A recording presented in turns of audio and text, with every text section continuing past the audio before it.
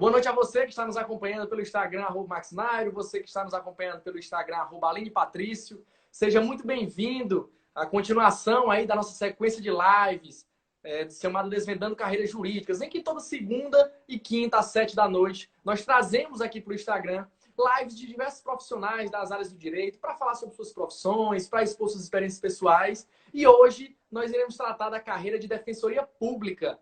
Então, nada melhor do que trazer uma das mestres aí do país, ela que é defensora pública, que é professora do INAP, um dos maiores cursos aí do Brasil, e que é vice-presidente da OAB Piauí.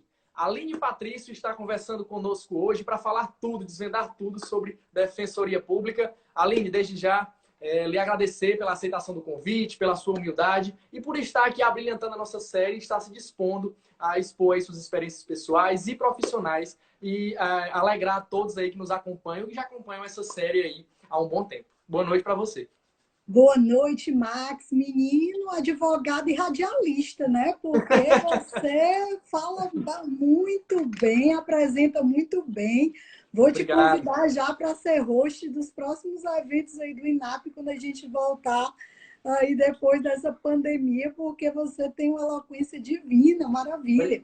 Obrigado, fico Primeiro, muito feliz. parabenizar por essa série, Desvendando as Carreiras Jurídicas, porque eu mesma não tive essa oportunidade, né? Eu sou cearense, eu Minha estudei na conterrânea, minha Universidade... conterrânea.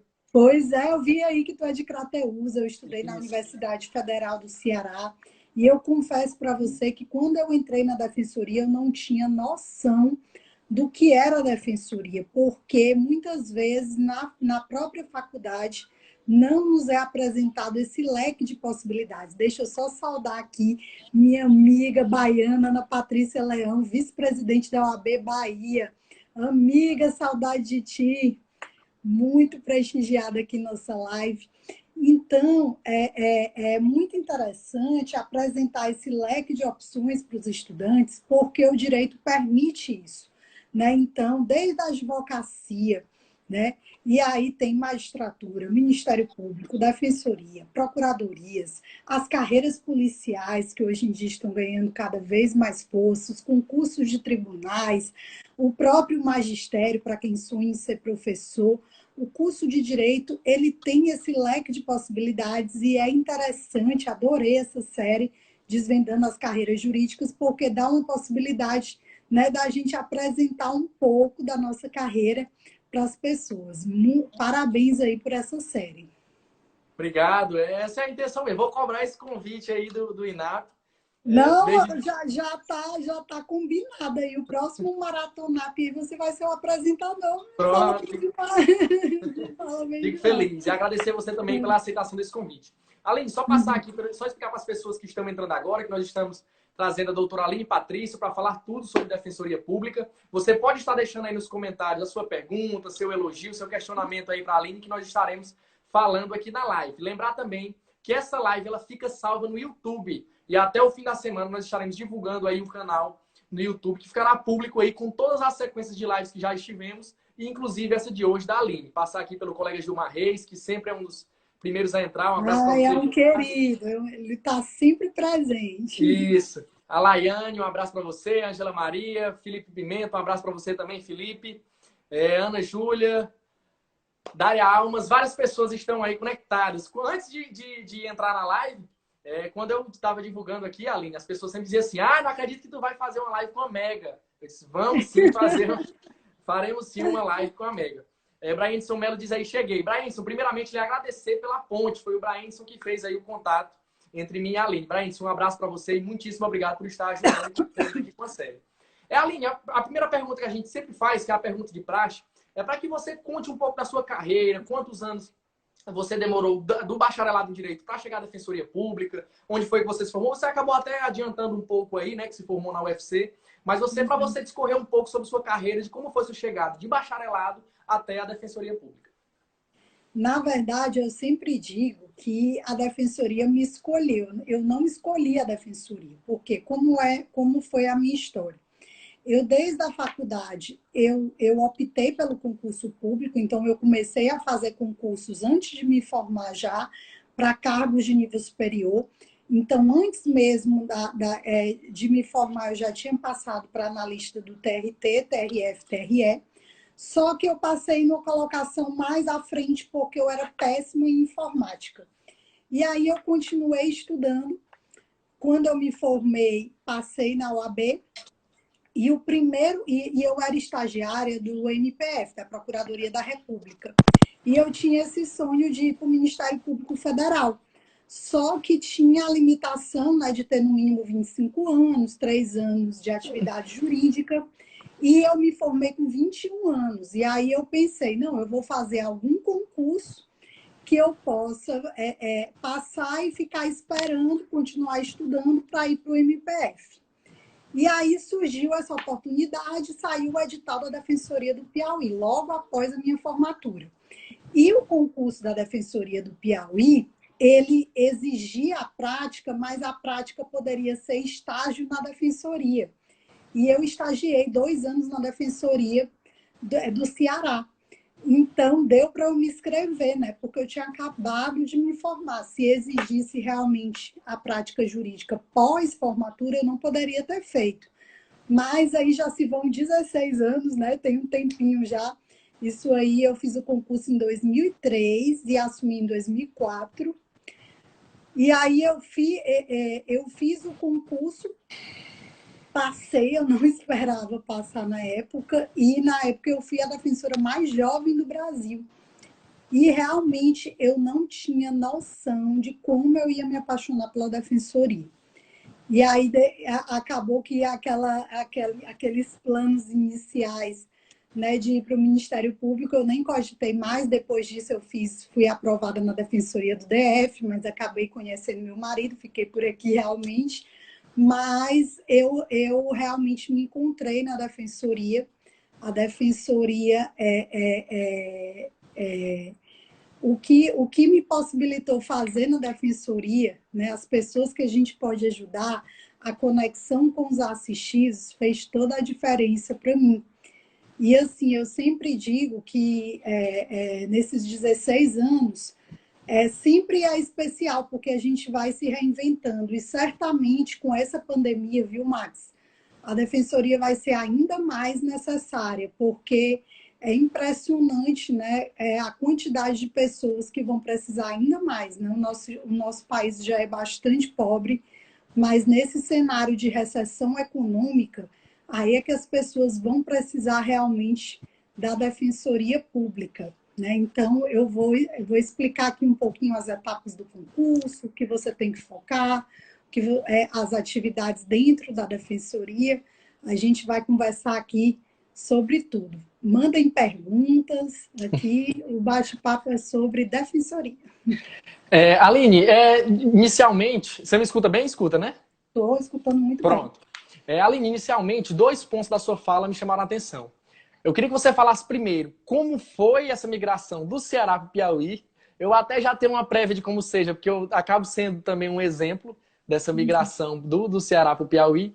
E segundo, o que te apaixonou na Defensoria Pública? Porque é uma mulher que passou em vários concursos, que tem a capacidade que você tem, não só passou na Defensoria, como permaneceu na Defensoria Pública. O que te disse assim, cara, a Defensoria Pública é o que eu quero fazer pro resto da minha vida? Como foi essa migração Ceará-Piauí e o que foi que te atraiu na Defensoria Pública? E é importante você dizer isso porque realmente foi uma opção, porque quando eu passei na defensoria, a defensoria ela ainda não tinha galgado esse espaço que ela galgou hoje, né? Nem a níveis salariais. Então, assim, a pressão da família foi muito grande, porque eu fui uma aluna laureada, né? Eu fui a primeira da minha turma, então tinham muitas expectativas sobre mim. Então, todo edital que saía, ligava meu pai, ligava minha tia, saiu o juiz de não sei o quê, você não vai fazer. E as pessoas não conseguiam entender por que eu queria continuar na defensoria. E essa paixão foi tão grande que ela irradiou pela família. Né? A minha irmã mais nova é defensora no Maranhão, né? Porque de tanto eu falar na defensoria, ela também não cogitou outro concurso, foi também fazer defensoria. E acabou que com a ascensão da defensoria também ninguém questionou mais isso, porque com o crescimento da defensoria né? E eu fui acompanhando isso, lutando junto com os colegas pelo reconhecimento da defensoria, né? Hoje eu sei que eu fiz a escolha certa, mas na época não foi fácil, justamente por essa pressão das pessoas acharem que eu tinha condições, né, de escolher na época um concurso melhor. Ninguém apostava na época que a defensoria fosse se estabelecer como uma grande carreira como é hoje. O que foi como foi essa migração do Ceará para o Piauí? A O que que migração te... do Isso. Ceará para o Piauí. Eu não conheci absolutamente ninguém. A única coisa que me disseram foi que, olha, não vai não, porque esse concurso aí vai ser cartas marcadas. Aí eu, pois se for cartas marcadas, não vai dar para mim, porque eu não conheço ninguém.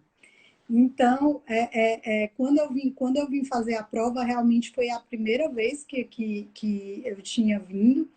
Eu tinha vindo uma vez para um HERED, que era aqueles encontros regionais, né, que tinha Ceará, Piauí e Maranhão. Sim. Era a única vez que eu tinha vindo ao Piauí. E aí, depois vim fazer a prova de primeira fase, depois vim fazer a segunda fase. Só que o Piauí é surpreendente, porque quando eu passei no concurso, aí veio aquela loucura que você tem um dia para decidir a comarca que você vai. E aí eu vi na tua bio, né, Floriano, e a minha vida se cruzou de um jeito, porque eu recebi a ligação, eu estava com o mapa do Piauí, a mulher, você vai para onde? Eu olhei assim, a opção mais perto na minha colocação, que eu tirei o 8º lugar, é Floriano. Floriano! Aí escolhi Floriano. Acabei não sendo lotada em Floriano, porque os 15 primeiros ficaram na capital. Mas aí depois eu acabei conhecendo meu marido em Floriano, a família dele é toda de Floriano, então eu tenho realmente uma relação, né, de amor pela cidade de Floriano, toda a família do meu marido é de Floriano. Mas eu não tive dificuldade porque o povo do Piauí é muito acolhedor. Não sei se tu percebeu isso, Max. Sim. Aí olha a situação. Eu tinha que tomar posse, né, entrar em exercício na comarca, eu não conhecia ninguém, eu só tinha 21 anos, e a minha mãe, que é professora universitária na Universidade Estadual de lá, tinha uma colega professora que era do Piauí. E essa colega professora que era do Piauí disse, Rosa, a minha mãe vai ajudar ela lá. Então, olha aí a situação. A mãe a mãe dessa colega da minha mãe, lá no Ceará, me recebeu aqui. Então, realmente, não tenho palavras. O povo do Piauí é muito acolhedor. E hoje, né, meus filhos são piauienses, eu já recebi meu título de cidadã piauiense, eu me considero realmente piauiense. Estamos aguardando o seu retorno a Floriano. Quando estiver por Ah, Floriano, vamos marcar um encontro aí. Doutora, nós vamos flutuar aqui por as diversas áreas que a doutora acaba atuando. E eu queria lhe perguntar qual é o desafio, o que foi que lhe instigou a assumir um cargo de gestão na OAB? Nós sabemos aí que, pelo menos eu acho que é uma praxe, as pessoas ligadas à defensoria, elas tendem a não serem muito ligadas à OAB. A doutora partiu, digamos assim, num paradigma diferente, já assumindo um cargo de gestão, um cargo esse importantíssimo. A doutora é vice-presidente da OAB Piauí. Como eu disse, a gente acabou entrevistando aqui, doutor, o doutor Celso Barros, que é o presidente, e eu disse para ele que assumir um cargo de gestão na OAB é difícil, e da OAB Piauí, então, torna-se 2 vezes mais difícil, porque é uma das OABs mais reconhecidas em todo o cenário nacional. Qual é o tamanho desse desafio? O que a doutora, digamos assim, espera produzir enquanto vice-presidente da OAB Piauí? na verdade, eu sou uma pessoa que eu sou movida a desafios, né? Eu sempre digo que meu nome é pronta. Então, assim, se você me perguntasse quando eu entrei na defensoria sobre esse desafio, eu diria que era algo bem distante, né? Porque realmente não é muito comum hoje os defensores ocuparem cargos de gestão na OAB. Só que, por me envolver com o ensino jurídico, principalmente a questão da formação do advogado, né? Eu já tenho 11 anos preparando as pessoas para o exame de ordem, né? Me veio esse chamado porque você sabe os desafios que está passando no ensino jurídico, as dificuldades, né? A vontade de melhorar.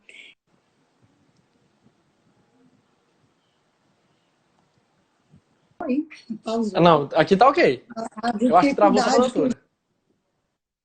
jovem advogado está passando para se fixar no mercado, né? Então, assim, eu sempre tive muita proximidade, mesmo quando eu não era da gestão da ordem, eu sempre, né, levava eventos para lá, relacionados à questão de educação jurídica, empreendedorismo jurídico, né? Eu fui uma das pioneiras no coaching jurídico, né? Como a pessoa se posicionar na carreira. E aí veio esse convite, né? Que na verdade foi um grande desafio para me candidatar a vice-presidente. E agora a gente está levando todo esse nosso know-how, toda essa nossa expertise, principalmente, né, dessa proximidade, né, com a jovem advocacia e também com os desafios, né, que na defensoria, né, por ter já atuado em várias áreas, hoje eu sou defensora de família, e eu faço 8 audiências por dia, então a gente conhece o dia a dia do fórum, a gente conhece as dificuldades, então eu estou podendo realmente contribuir no dia a dia para as melhorias, tanto para a advocacia, como para o judiciário, como para toda a sociedade. Vamos passar aqui pelas pessoas que estão aqui na nossa live. Doutor Ailson Alencar diz: a Defensoria Pública foi uma instituição que me fez enxergar o mundo mais além. Tenho um grande amor por essa instituição. Ficou aprendizado e valores morais para a minha vida.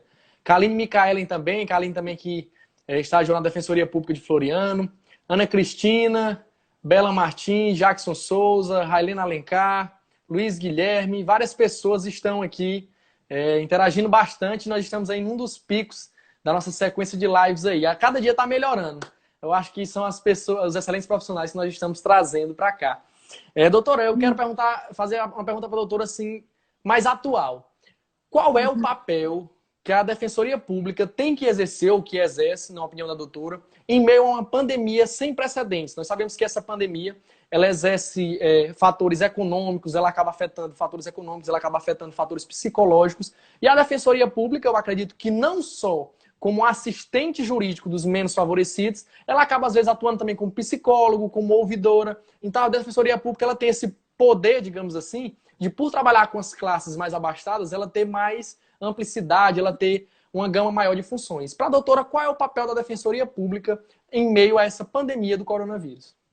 Na verdade, essa pandemia ela veio ratificar algo que, desde da Lei Complementar 80 de 94, que já tinha vindo com a Lei de Ação Civil Pública, que é a questão da atuação da Defensoria nas demandas coletivas.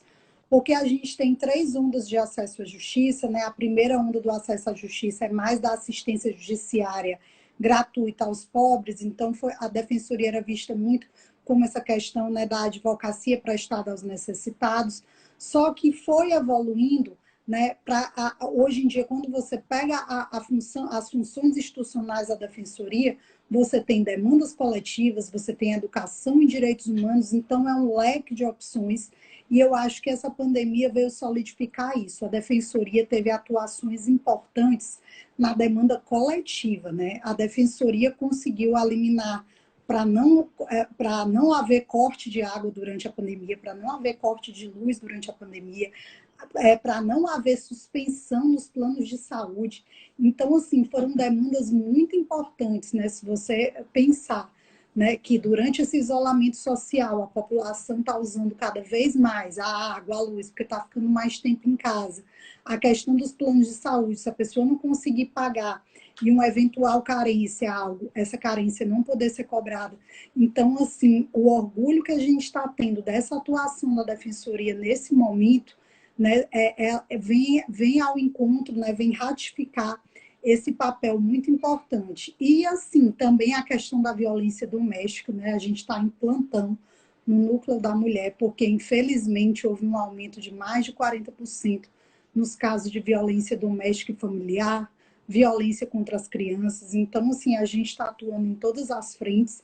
E essa semana, né, infelizmente, as notícias dessa semana colocaram a Defensoria na linha de frente da atuação na defesa dos presos, né? Nós tivemos algumas mortes na cadeia pública de Autos, então a Defensoria está atuando também na defesa dos presos, na saúde dos presos nesta pandemia. Então, são várias frentes de atuação.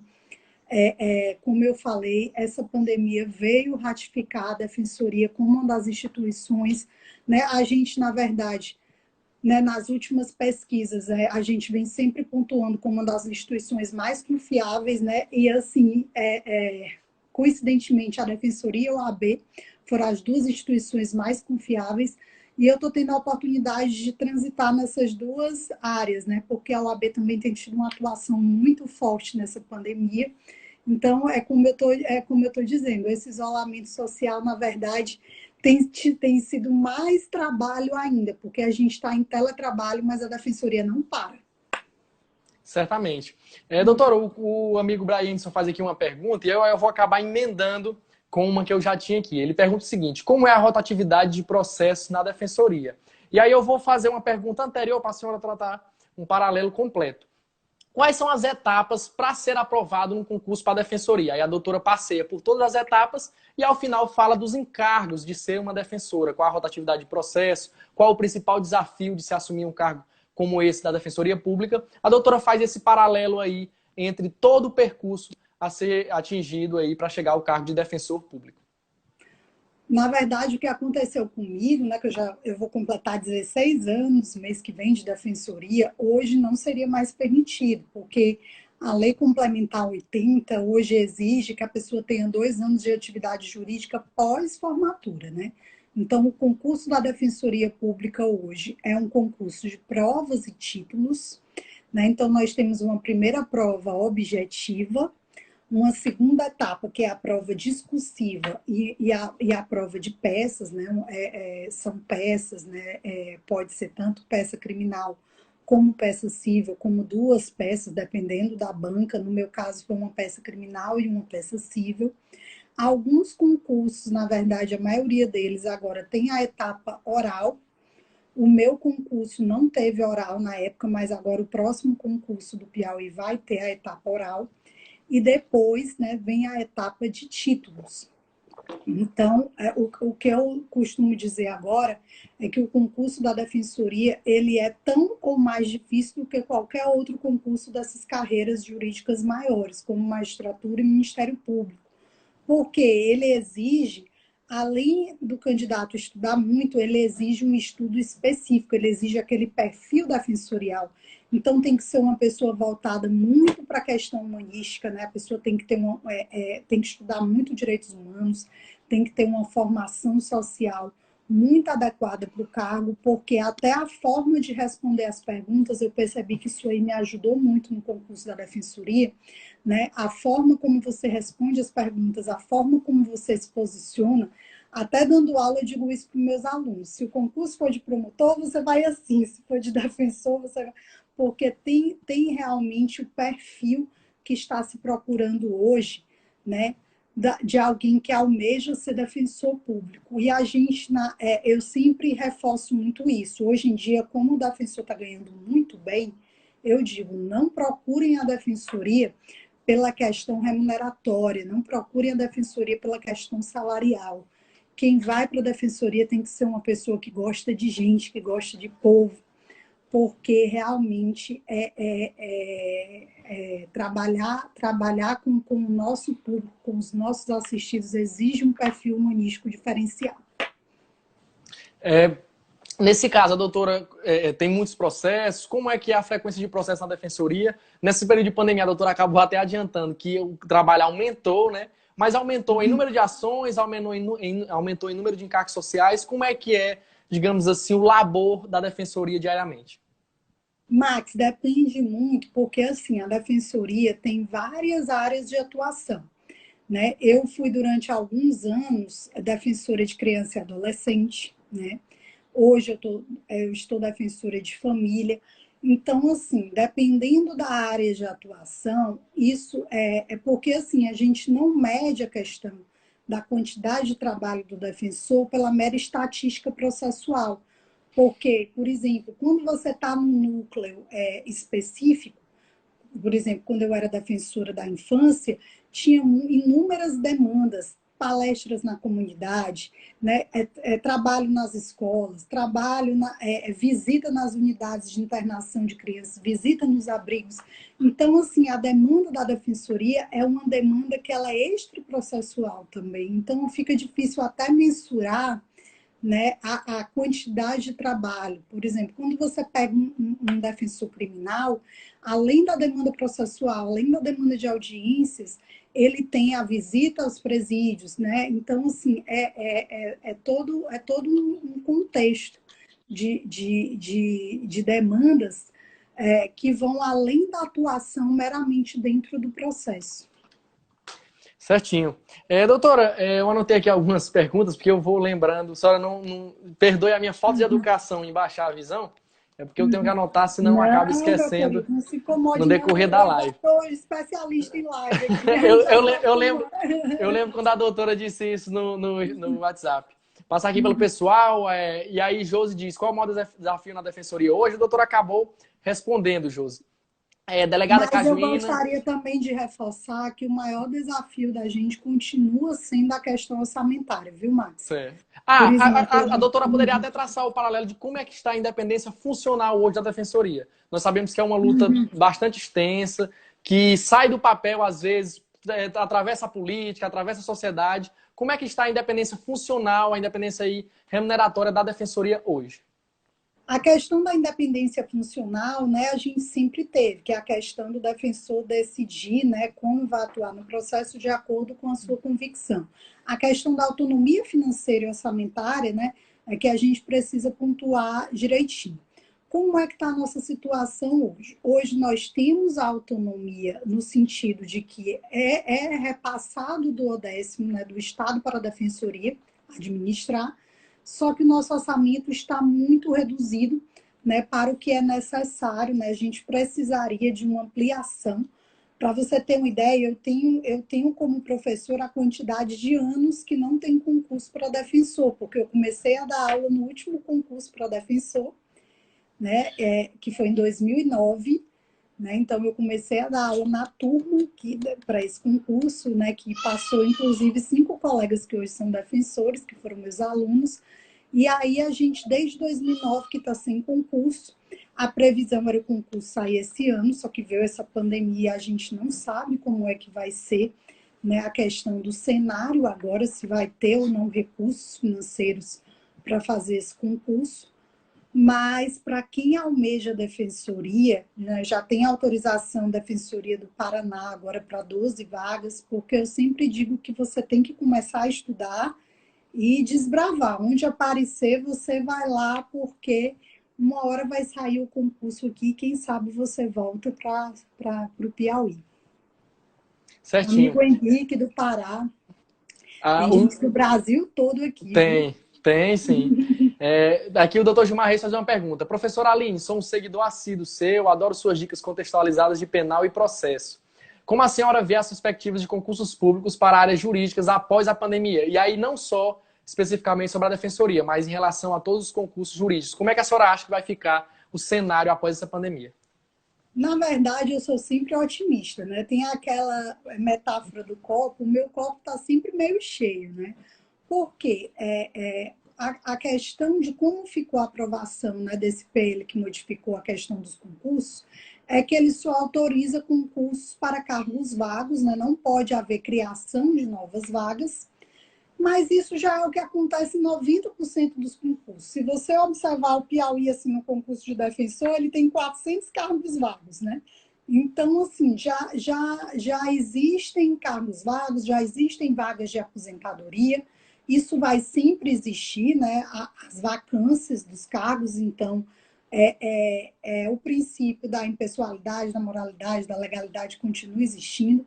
Então, os concursos vão continuar, evidentemente, por uma questão realmente que vai ter impactos financeiros, talvez as vagas diminuam um pouco, mas vale a pena. Eu sempre gosto de dizer para os meus alunos que, num contexto de uma pandemia dessa, por exemplo, a estabilidade faz a diferença, né? Então, assim, mesmo com todo esse cenário, ainda que haja atraso salarial, ainda que haja alguma repercussão o servidor ele tem uma situação mais segura do que as outras pessoas. Então, vale a pena sacrificar um pouco, estudar bastante, para ter esse cenário de estabilidade que ninguém nunca imaginaria que ia acontecer uma pandemia como essa, né? Então, isso aí a gente tem que tirar lições de momentos como esse para você visualizar onde você quer estar, onde você quer chegar, o que você almeja e batalhar. Uma dica que eu dou, né, já que a gente está falando sobre concursos em gerais, é aproveitar a maré das carreiras policiais. Bastante concurso. O presidente é bastante simpático às Sim. carreiras policiais, tanto é que ele não quis mexer nessa área, ele sancionou hoje a PCDF, o aumento, 1.800 vagas. Então, assim, quem almeja, por exemplo, delegado, vai ter bastante concurso, está tendo agora delegado do Paraná. Então, você vai estudando, vai fazendo o que aparece e continua estudando aí para o concurso dos seus sonhos, que uma hora dá certo. Dá sim. E aí, com a ajuda da doutora e de todo aí o pessoal do INAP também, fica mais fácil, né? É uma colher de chá bacana. Eu só queria alguém que me mostrasse o caminho das pedras, como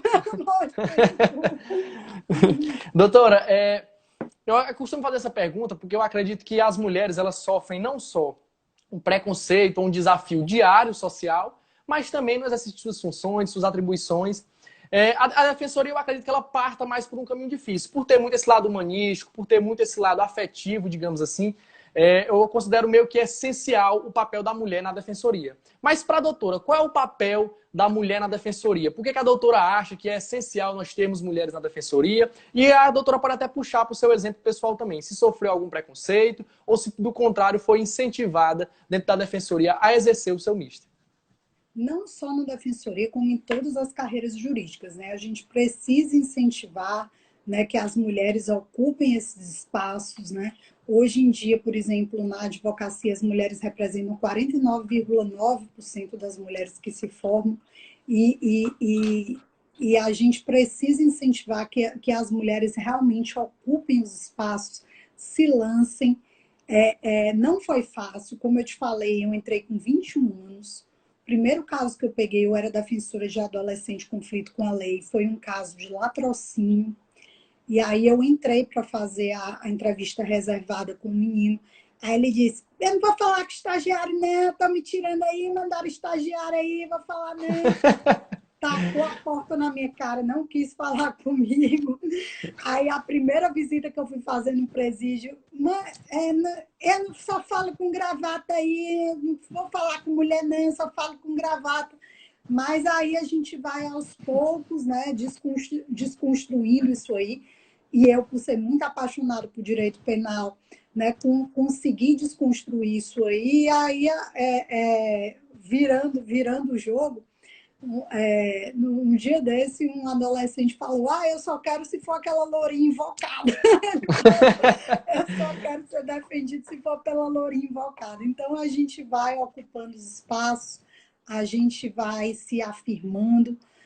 Não é fácil realmente, porque a gente tem que meio que provar, parece que a gente tem que fazer mais, né? A gente tem que provar que a gente é boa, a gente tem que ralar, a gente tem que estudar, a gente sofre assédio, a gente sofre todo tipo, né?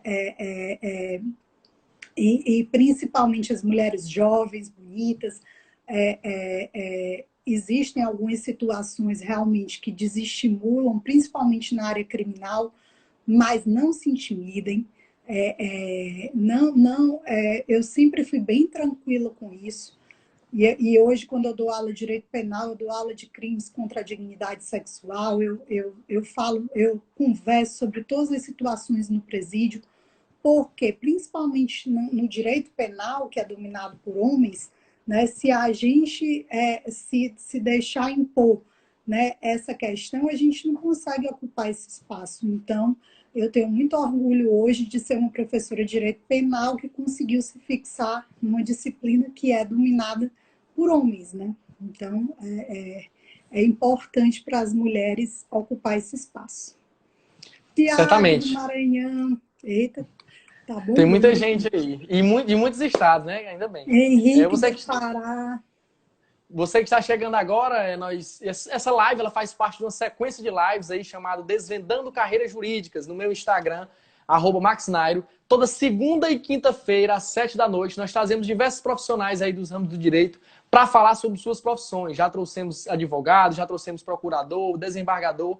E hoje, para tratar sobre defensoria pública, nós estamos trazendo a doutora Aline Patrício, ela que é defensora pública, que é vice-presidente do AB Piauí, que é professora do INAP. Passar aí pelos colegas que estão assistindo. Tiago Alves Sena Matos diz: Aline Patrício maravilhosa. Janaína AZ diz: mega. Valber Júnior. Tiago Alves Sena Matos está aqui. Cristiane Brito .dv. João Júnior. Henrique Braga.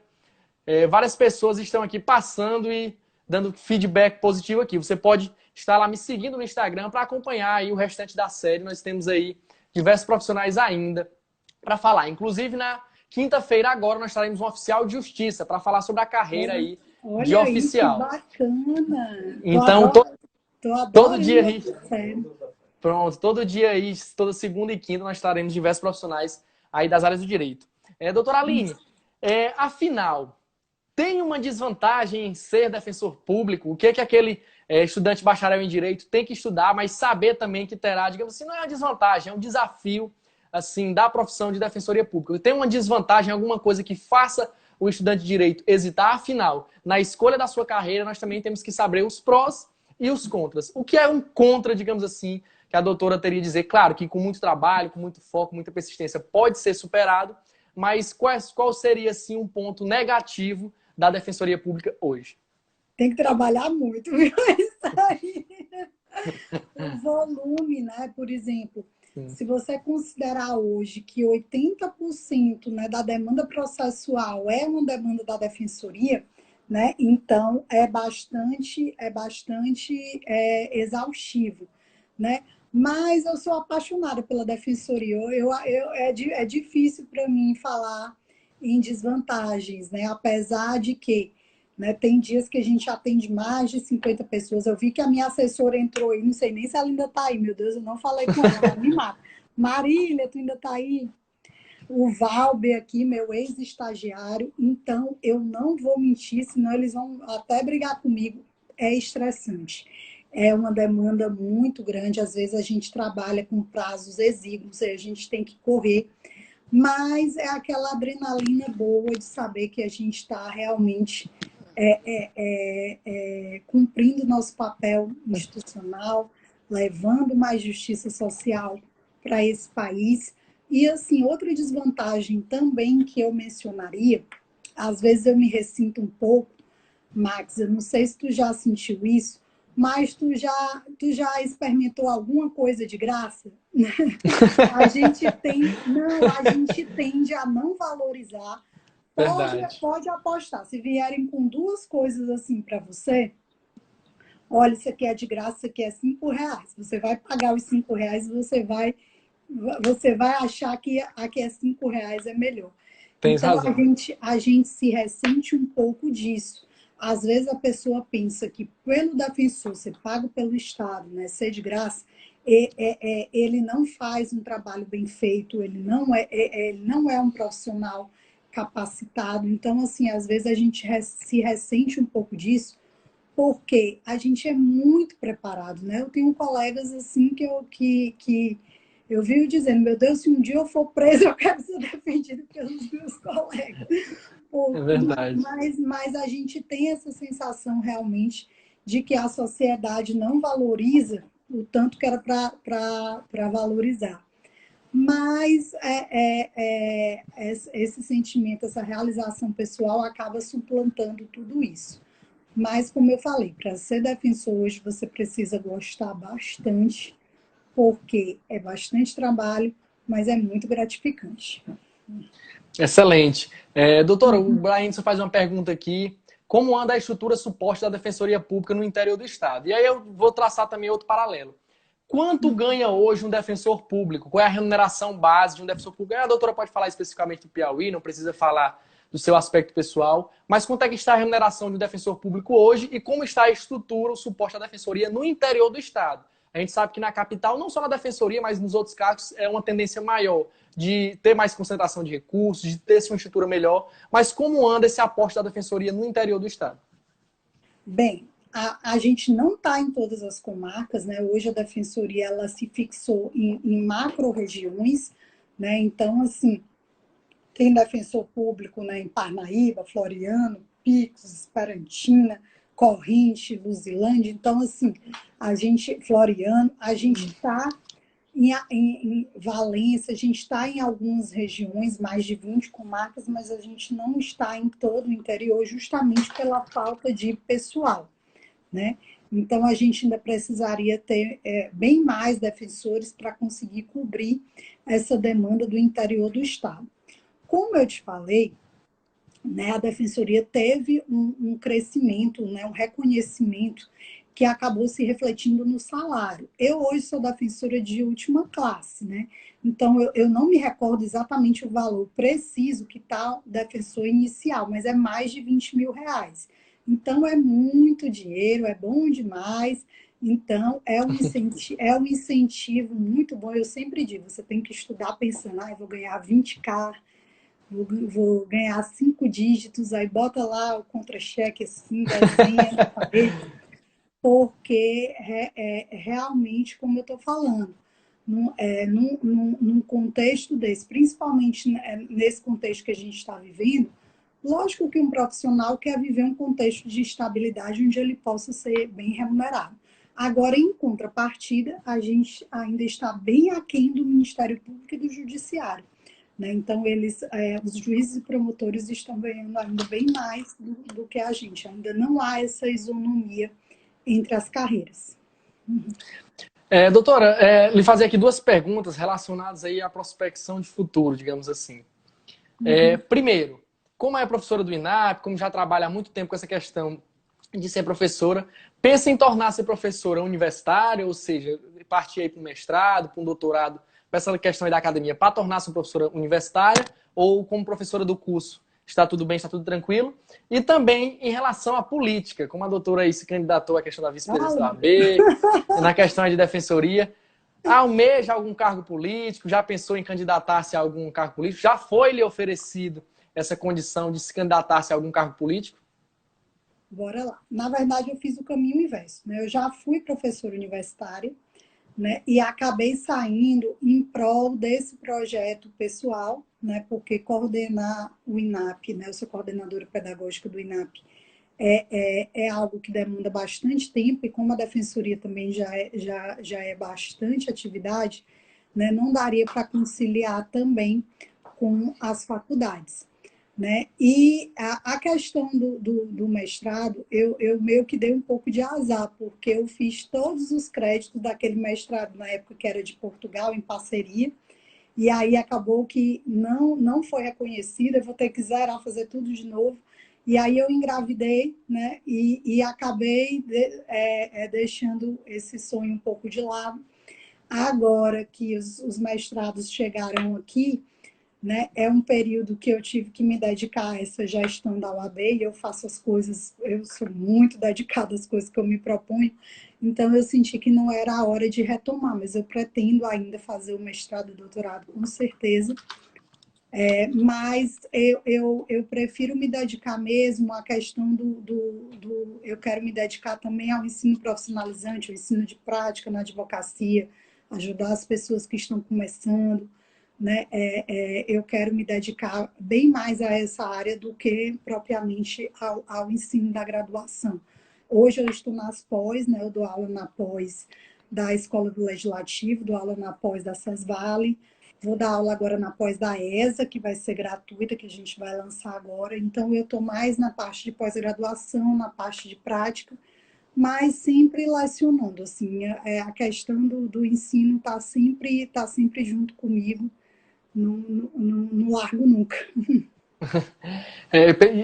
Pessoal, nós estamos nos aproximando aqui do fim da nossa live de hoje. Passar pelas pessoas que estão aqui: Janaína, G. Souza, Valber Júnior, Tiago Cavalcante, Johnny Alves. Várias pessoas estão aqui comentando. Doutora, mais uma vez na sua fala aí me surpreende uma coisa.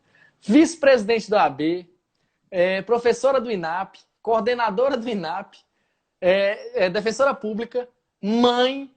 Como é que faz? Qual é o segredo para conciliar tantas funções e atividades? Que horas é que a doutora Aline Patrício dorme? Como é que funciona essa questão da conciliação aí de E o multifunções? pior que eu gosto de dormir, tem que dormir bem para essa pele ficar plena. Mas aí, voltando para aquela tua pergunta aí, a questão da política, Política. amanhã eu vou estar com o Manuel. O Manuel entrou aí. Amanhã eu vou estar com o Manuel Oliveira Neto, falando um pouco sobre isso, viu, Max? A gente vai falar sobre empreendedorismo e gestão, a reinvenção da advocacia na pós-pandemia. E um dos temas que a gente vai falar é sobre a questão da gestão do tempo, né? Como ser mais produtiva, a gente vai falar da matriz do Eisenhower, a gente vai conversar sobre alguns métodos, né? Algo que possa otimizar melhor o seu tempo, a questão da matriz focada, o que você pode fazer, né, para melhorar o seu foco em algumas atividades. Então, já estou dando um spoiler amanhã, né? Porque realmente existe a questão de um mito, né? Às vezes as pessoas colocam, principalmente as mulheres, né? E é nesse aspecto que eu gosto bastante de palestrar para as mulheres, porque se as mulheres ainda não estão ocupando esses espaços, tanto na política como nos espaços de representatividade de liderança, é porque existe um mito de que elas não podem conciliar, de que é impossível ter um casamento bem-sucedido, ter filhos, ter uma profissão que você ama, que é impossível conciliar todas essas atividades. E eu gosto realmente de desmistificar isso, né, de que é possível sim, né, você conseguir gerenciar todas essas atividades. E pelo contrário, a mulher, quando ela se propõe a fazer isso, ela tem até um grau de assertividade maior, porque ela consegue equilibrar melhor essas funções. Então, amanhã a gente vai estar falando um pouquinho sobre isso, né? Principalmente para quem se acha, tem muitas pessoas nessa pandemia. Eu sempre acho, às vezes quando a gente tem mais tempo, é quando a gente é menos produtivo. Não sei se vocês já sentiram isso, mas quando a gente tem pouco tempo, a gente consegue, digamos assim, canalizar nossa energia para as tarefas e fazer melhor. Mas nessa pandemia, parece que quanto mais tempo a gente tem, mais a gente procrastina, mais a gente não consegue focar. Muitos alunos me mandam mensagens com dificuldade, porque não estou conseguindo estudar, não estou conseguindo ter atenção, né? Muitos colegas advogados com dificuldade de conciliar o home office com as loucuras, né, de dentro de casa, as tarefas domésticas, não estão dormindo bem. Então, amanhã a gente vai falar um pouco sobre esses desafios aí. O horário, doutora? Qual horário? 19 horas, mesmo Pronto. horário de hoje. Convite feito. Vai ser no IG aqui do Manuel Oliveira. Eu vi aí, acho que foi o Tiago, né, que disse que queria fazer uma live comigo.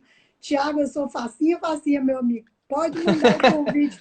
Pode mandar o convite aí que a gente ajusta aqui na agenda. Se eu estiver livre, a gente marca, principalmente se forem temas relevantes que possam. Adorei essa série. Eu acho, queria parabenizar novamente, Max, porque, como eu te falei, existe também muita ignorância, assim, no sentido da palavra, assim, de desconhecimento das pessoas sobre todas as possibilidades que o bacharel em Direito tem, né? Então, essa série Desvendando as Carreiras Jurídicas, ela traz esse leque de oportunidades, né, sobre o que você pode abraçar, o que você pode conhecer melhor, né, para você direcionar aí as suas possibilidades, os seus desejos. Você que não estava inteirado, entrou agora na nossa live. Como a doutora disse, essa live faz parte de uma sequência de lives aí chamada Desvendando Carreiras Jurídicas, no meu Instagram, @maxnairo, em que toda segunda e quinta-feira, às 7 da noite, nós estaremos profissionais das diversas áreas do direito para falar sobre suas profissões. Próxima quinta, agora, nós estaremos um oficial de justiça para desvendar tudo aí sobre a carreira de oficial de justiça. Salvo me engano, segunda-feira é promotoria e quinta-feira perito criminal. Acho que a sequência é essa, aí tem os próximos convidados. Eu acho que a sequência das 3 próximas lives são essas. Promotoria, perito criminal e oficial de justiça. Você pode estar me seguindo no Instagram e também no canal do YouTube, que em breve divulgarei lá no meu canal no Instagram. Estarei divulgando lá para poder colocar todas essas lives lá à disposição para você assistir em qualquer momento, repassar para outras pessoas. Olha aqui, você que quer se espelhar, tu que quer ser defensor, vou te passar esse vídeo aqui dessa grande profissional para você se espelhar aí, ter como uma base aí na sua carreira. Essa é a intenção da nossa live, essa é a função social também que cumpro enquanto advogado. Meu nome é Max, sou advogado e eu estou produzindo essa série desde o dia 1º de março.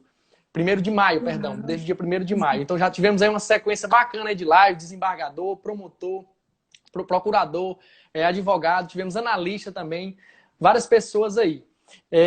Doutora Aline, estamos chegando aqui próximo ao final da nossa live. Eu sempre encerro antes, porque já aconteceu várias vezes do Instagram encerrar a live automaticamente com 1 hora e a pessoa ainda está falando aí, não ter tempo de fazer suas considerações finais. Só uma perguntinha rápida, bem rapidinho. Defensor é obrigado a recorrer? O doutor Celso Barros esteve aqui e disse que procurador é obrigado a recorrer das suas ações. Defensor também? Na verdade, tem uma súmula que diz que se houver uma divergência, se, por exemplo, o assistido optar por não recorrer, o defensor que tem a aptidão técnica para decidir. Então, se ele optar por não, o defensor contra ele pode optar por recorrer. Agora, se ele optar por recorrer, aí o defensor não poderia ir de encontro a essa vontade dele. Então, nesse aspecto aí, prevalece a vontade de quem quer recorrer, que é a vontade do assistido. Para dar oportunidade, né? Eu sempre comparo o duplo grau de jurisdição com aquela consulta médica, né? Você vai a uma consulta, aí você quer ouvir aquela segunda opinião. Então, o direito de insurgência, assim, de inconformismo, ele é próprio do ser humano. Então, prevalece a vontade de quem quer recorrer. Se o assistido quiser, sim, a gente recorre. Queria agradecer todo mundo. Janaína, vi que tem um conterrâneo aqui, o Newton de Fortaleza, Josué.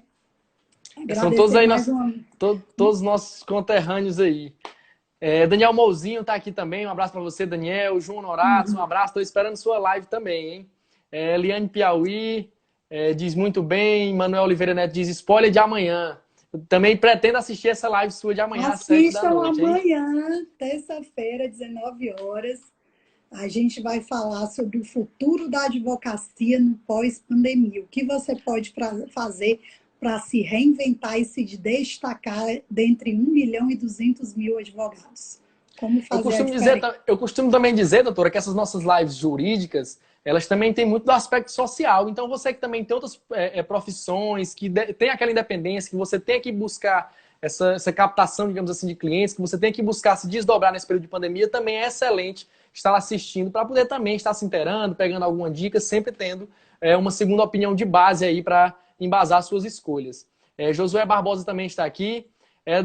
Daniel Mozinho diz, abraço, doutor, competência em pessoa. Muitíssimo obrigado, meu querido. E aí, Josi diz, já estou ansiosa pela live da promotoria. Traremos um grande profissional daqui da minha cidade. O cara é conhecido em toda a região aí. Será um promotor bastante conhecido aí. Vocês vão gostar bastante. O cara é fera, fera mesmo. Conhecido há bastante tempo no ramo aí da promotoria. Cícero Pimentel diz, grande Max, um abraço para você, meu querido, que é engenheiro. Mas salva também no IGTV. Eu vi que tu disse que está no YouTube, mas deixa salvo também no IGTV, que está tendo um alcance ótimo aí. Isso. E aí, pessoal, me sigam aí no Instagram, sigam também o Instituto INAP. Perfeito. Um abraço para todos. Perfeito. Doutora, vamos encerrar aí com a nossa pergunta de praxe, né? Primeiramente, lhe agradecendo pela aceitação do convite, pela sua humildade, por ter respondido assim de primeira aos nossos questionamentos também, está disposta a abrir aí suas experiências pessoais, profissionais. Isso mostra a grandeza sua enquanto profissional e enquanto pessoa também. Sou muito feliz e muito grato por ter aceitado esse convite. Vou cobrar o seu convite do INAP. Eu sou um rapaz que cobra bastante essas promessas que me são feitas. Se Deus quiser, aí vai dar certo. E queria dizer aí para a doutora, a última pergunta, que é aquela que a gente encerra e você faz aí suas considerações finais, é a seguinte. O que é que a Aline Patrício quer de futuro? O que é que a Aline Patrício pensa aí? Quer ter mais um filho? Quer mudar de profissão? Quer fazer o mestrado realmente aí, um mestrado que seja aceito aqui no Brasil, quer expandir o INAP, quer montar outro curso. O que doutora Aline Patrício tem aí de prospecção de futuro pessoal e profissional e também está aberto aí para suas considerações finais. 5 minutos nós temos para o Instagram encerrar a live. Muitíssimo obrigado, doutora. A Eliane aí diz que a defensoria é sempre mais top. Max, assim, eu cheguei num patamar assim que eu já, digamos assim, superei um pouco os paradigmas das conquistas individuais e eu quero realmente, hoje eu tenho uma bandeira forte, que é a bandeira da questão do posicionamento da mulher e a bandeira da educação. Então, o que eu puder fazer em prol disso é o que eu quero fazer. Então, assim, eu quero trabalhar cada vez mais, né, pela ascensão das mulheres, seja no meio jurídico, né, onde as mulheres quiserem ocupar esse espaço, e também a questão do fortalecimento do ensino jurídico, né, é algo que a gente pensa, a gente tem uma filosofia, né, que a gente implantou no INAP, e que ela é diferenciada, e a gente ousa, sim, levar essa filosofia para o restante do Brasil. Ainda há muito preconceito, você sabe disso, né, com os professores nordestinos, piauienses, mas a gente quer desbravar essas barreiras e levar esse nosso modo de fazer educação para todos os lugares. Então, assim, são muitos desejos ainda,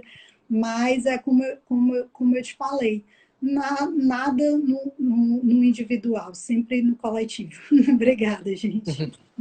Doutora, muitíssimo obrigado por ter aceitado esse convite, tá? Fico muito feliz em ter feito essa live com você e você ter abrilhantado aqui a nossa série. Muito obrigado.